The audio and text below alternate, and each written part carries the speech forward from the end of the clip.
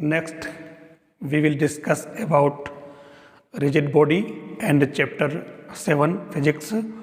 We take kinetic energy of rotation.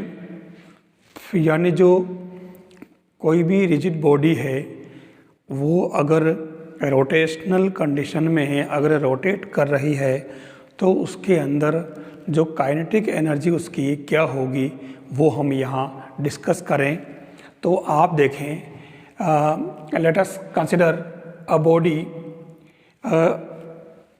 Rotating with same angular velocity omega and it consists n particles with mass m1, m2, m3, m4 and mn and so on with distance r1, r2, r3 and r4, r5 respectively from its rotational axis y dash।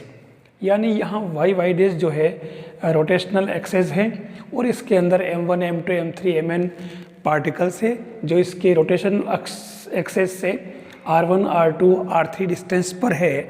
तो उस case में हम क्या करें कि इसके अंदर जो काइनेटिक एनर्जी क्या होगी, तो आप देखें कि ऐसे रोटेशनल बॉडी जो होती है उसकी काइनेटिक एनर्जी वो उसकी रोटेशनल मोशन की वजह से होती है। तो काइनेटिक एनर्जी जो हम पहले से ही जानते हैं, half K R equal to half M V square और K R equal to half M, और वी की वैल्यू हमने जो प्रीवियस वीडियो के अंदर डिराइव किया था V equal to omega R, तो ये यहाँ पुट किया तो K R equal to half M omega square R square.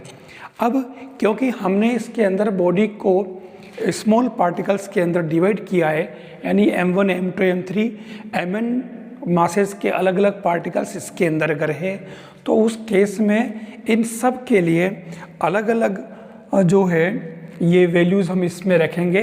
Are को हम r1, r2, r3 अलग अलग बॉडीज़ के लिए हम के आर निकालेंगे। तो वो जो होगी एक तरह से K R equal to k1 plus k2 plus k3 kn। तो या k1, k2, k3 की वैल्यू इस तरीके से r1 particle, r2 particle, r1 यानी m1, m2, m3, mn मास वाले सब पार्टिकल्स के लिए अलग अलग इनकी वैल्यू होगी और उनका जो सम होगा वो के आर हो जाएगा, काइनेटिक एनर्जी ऑफ रोटेशन।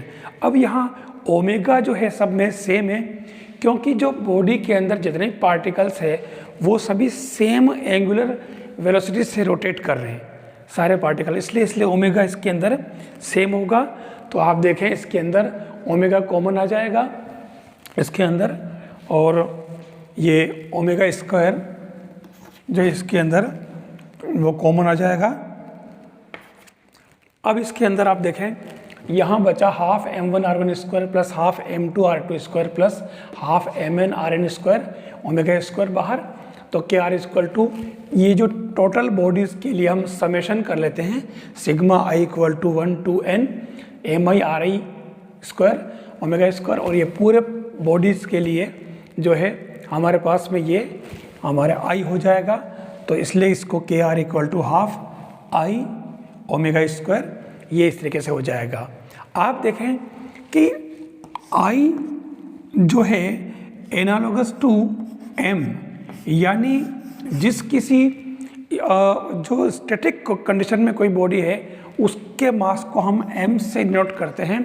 तो इस चैप्टर के अंदर ये m जो है ये equivalence to moment of inertia यानी I के इक्वल होगा।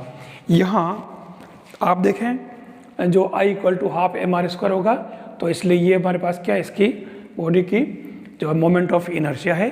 तो इस तरीके से हमारे इसकी काइनेटिक एनर्जी जो आएगी final K R equal to half I omega square. ये हमारा final formula K R equal to half I omega square.